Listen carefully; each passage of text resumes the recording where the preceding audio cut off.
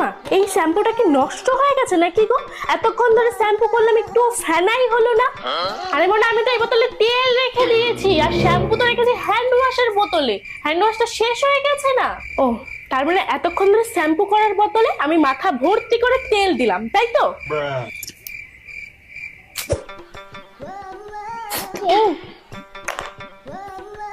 ও মা, এই বিস্কুট গুলো দিয়ে সার্ফের গন্ধ কেন বেরোচ্ছে?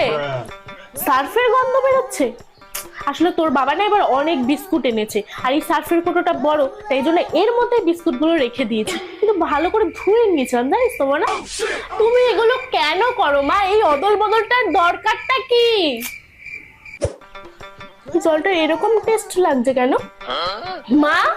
ও মা, মনে তুই ওই বোতল থেকে জল খেয়েছিস? আমি তো ওর মধ্যে গঙ্গার জল ভরে রেখেছিলাম।